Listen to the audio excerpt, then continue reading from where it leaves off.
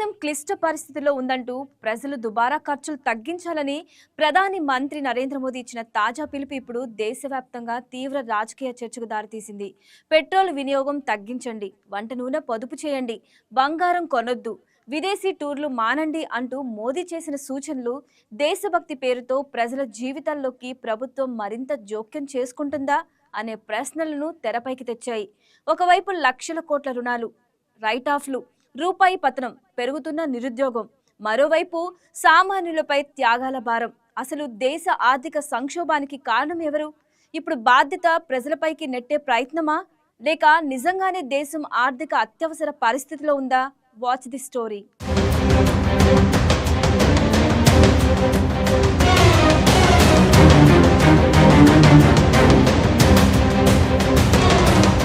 దేశ ప్రజలందరూ దుబారా ఖర్చులు తగ్గించాలని, పెట్రోలు, వంట నూనెల వినియోగం తగ్గించాలని, విదేశీ వస్తువుల కొనుగోళ్లు తగ్గించాలని ప్రధానమంత్రి నరేంద్ర మోదీ ఇచ్చిన పిలుపు ఇప్పుడు దేశవ్యాప్తంగా రాజకీయాల్లో పెద్ద చర్చకు దారితీసింది.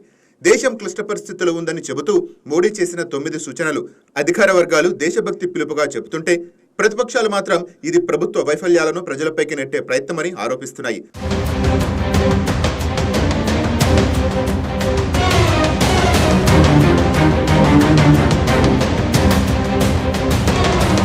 సాధారణంగా దేశం యుద్ధ పరిస్థితుల్లో ఉన్నప్పుడు లేదా భారీ ఆర్థిక అత్యవసర పరిస్థితులు వచ్చినప్పుడు ప్రభుత్వాలు ప్రజలకు పొదుపు సూచనలు చేస్తుంటాయి. కానీ ప్రస్తుతం భారతదేశంలో అలాంటి పరిస్థితి అధికారికంగా ఎక్కడా ప్రకటించలేదు. అయినా ఒక్కసారిగా ప్రజలకు ఖర్చు తగ్గించామని, వినియోగాన్ని నియంత్రించమని మోదీ పిలుపునివ్వటం వెనుక అసలు పరిస్థితి ఏమిటనే ప్రశ్నలు ఇప్పుడు వినిపిస్తున్నాయి.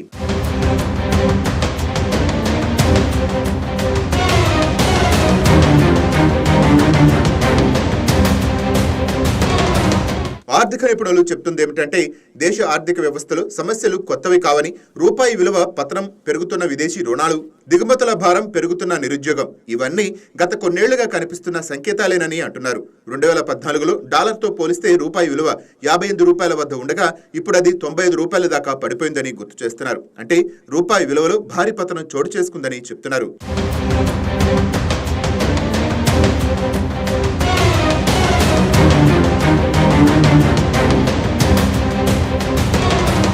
ఒక్కో భారతీయుడిపై ఉన్న అప్పు కూడా గత 12 ఏళ్లలో 3 రెట్లు పెరిగిందని విశ్లేషకులు చెప్తున్నారు. 2014లో ఒక్కో పౌరుడిపై సగటున అప్పు 48,000 రూపాయల పరిధిలో ఉండగా ఇప్పుడు అది 1,48,000 రూపాయల వరకు చేరిందని గణాంకాలు చెప్తున్నాయని పేర్కొంటున్నారు.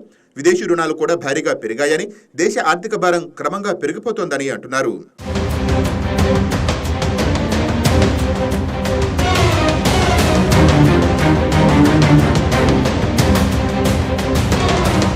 అయితే ఈ పరిస్థితులకు కారణం ఎవరు అన్నదే ఇప్పుడు అసలు రాజకీయ ప్రశ్నగా మారింది. 12 ఏళ్లుగా కేంద్రంలో అధికారంలో ఉన్న ప్రభుత్వం దేశ ఆర్థిక వ్యవస్థను బలోపేతం చేశామని చెప్పుకుంటూ వచ్చింది.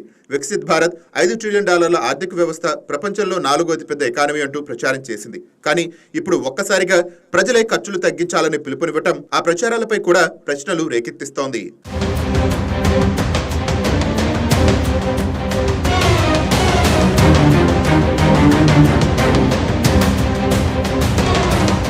Victory is claimed, defeat is blamed అనే ఆంగ్ల సామెతను ఇప్పుడు ఆర్థిక విశ్లేషకులు ఉదాహరణగా చెప్తున్నారు. విజయాలు వస్తే అది ప్రభుత్వ ఘనతగా చెప్పుకోవటం, కానీ వైఫల్యాలు ఎదురైతే బాధ్యతను ప్రజలపైకి నెట్టవేయటం జరుగుతోందని విమర్శిస్తున్నారు. దేశ జీడీపీ పెరిగినప్పుడు అది ప్రభుత్వ విజయమని చెప్పుకున్న వాళ్ళు ఇప్పుడు సంక్షోభం వస్తే ప్రజల ఖర్చులే కారణమని చెప్పడం ఎంతవరకు సమంజసమని ప్రశ్నిస్తున్నారు.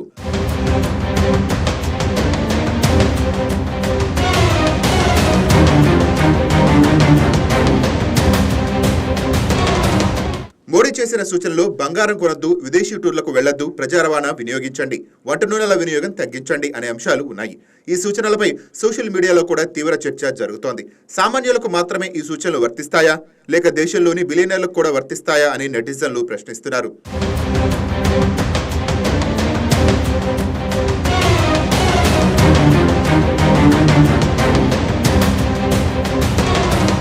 ప్రత్యేకంగా అదానీ, అంబానీ పేర్లు ఇప్పుడు చర్చలోకి వస్తున్నాయి. దేశంలో అత్యంత సంపన్నులుగా ఎదిగిన ఈ పారిశ్రామికవేత్తలు దేశ ఆర్థిక వ్యవస్థను ప్రత్యక్షంగా సహాయం చేయాలని ప్రభుత్వం ఎందుకు కోరటం లేదని మేధావులు ప్రశ్నిస్తున్నారు. చరిత్రలో సంక్షోభ సమయాల్లో వ్యాపారవేత్తలు ప్రభుత్వాలకు ఆర్థిక సహాయం చేసిన సందర్భాలు ఉన్నాయని గుర్తు చేస్తున్నారు. కానీ ఇప్పుడు మాత్రం త్యాగాల పేరుతో భారీ మొత్తం మధ్యతరగతి పేదలపైనే పడుతోందని విమర్శిస్తున్నారు.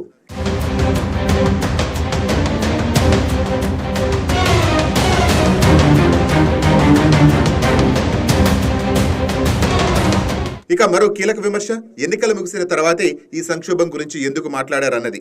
పశ్చిమాసియా ఉద్రిక్తతలు కొత్తవి కావు. యుద్ధ పరిస్థితులు నెలగలగా కొనసాగుతున్నాయని నిపుణులు చెప్తున్నారు. అయితే 5 రాష్ట్రాల ఎన్నికలు ముగిసిన తర్వాతే మోడీ ఈ అంశంపై మాట్లాడటం రాజకీయంగా అనుమానాలకు తావిస్తోందని అంటున్నారు.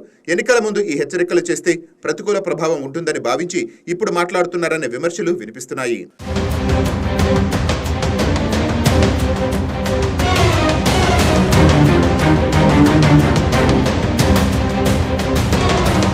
సోషల్ మీడియాలో బనియన్ మే ఛేద్ అంటూ సెటైర్లు కూడా వినిపిస్తున్నాయి. అంటే లోపల బనియన్ చిరిగిపోయినా బయట కోటు వేసుకొని కప్పిపుచ్చినట్టుగా దేశ ఆర్థిక పరిస్థితిని కూడా ఇన్నాళ్లు భారీ ప్రచారాలతో దాచిపెట్టారనే వ్యాఖ్యలు వస్తున్నాయి.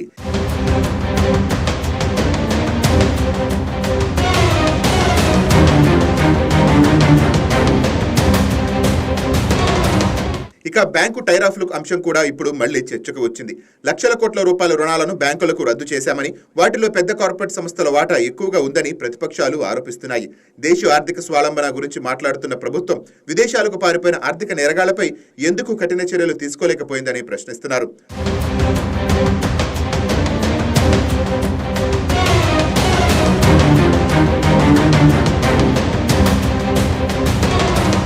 పన్నుల భారం అంశంపైన తీవ్ర విమర్శలు వస్తున్నాయి. జీఎస్టీ, వ్యాట్, ఎక్సైజ్ డ్యూటీలు, income tax, capital gains tax ఇలా ప్రతి స్థాయిలో ప్రజలపై పన్నుల భారం పెరిగిందని ఆర్థిక నిపుణులు చెప్తున్నారు. అంటే ఒకవైపు ప్రజల నుంచి భారీగా పన్నులు వసూలు చేస్తూనే మరోవైపు ఖర్చులు తగ్గించమని చెప్పడం మధ్యతరగతిలో అసహనానికి దారితీస్తోందని అంటున్నారు.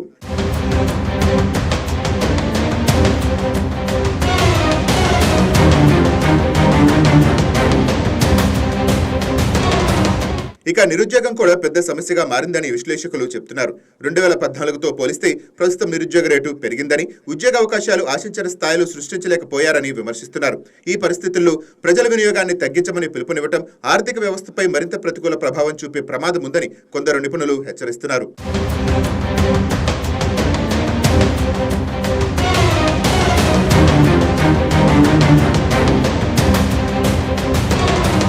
మరోవైపు మోడీ సూచనలకు కొందరు నెటిజన్లు ఉత్తర కొరియా పరిస్థితుల్లో పోలుస్తున్నారు.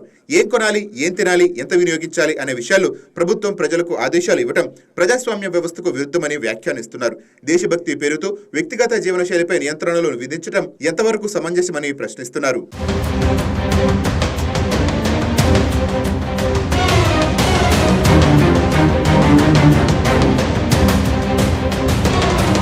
అయితే కేంద్ర ప్రభుత్వం అనుకూల వర్గాలు మాత్రం మోడీ పిలుపును సమర్థిస్తున్నాయి.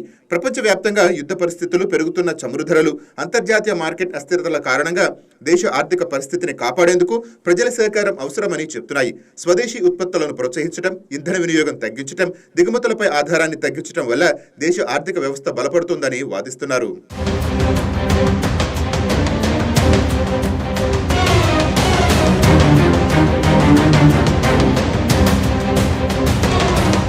కానీ ప్రస్తుతం ప్రజల్లో మాత్రం ఒక స్పష్టమైన సందేహం కనిపిస్తోంది.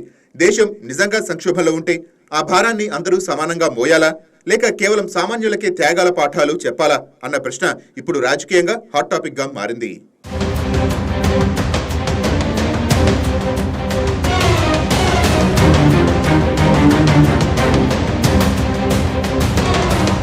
దేశభక్తి పేరుతో పొదుపు సూచనలు చేయడం ఒక కోణమైతే, అదే సమయంలో ఆర్థిక వైఫల్యాలపై బాధ్యత ఎవరిది అన్న ప్రశ్న మరోవైపు బలంగా వినిపిస్తుంది.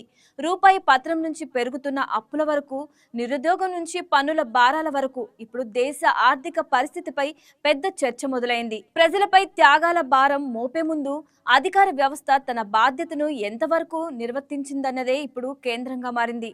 దేశం ఆర్థికంగా ఎటు వెళ్తుంది అనే ప్రశ్నకు రాబోయే రోజుల్లోనే స్పష్టమైన సమాధానం వచ్చే అవకాశం కనిపిస్తోంది.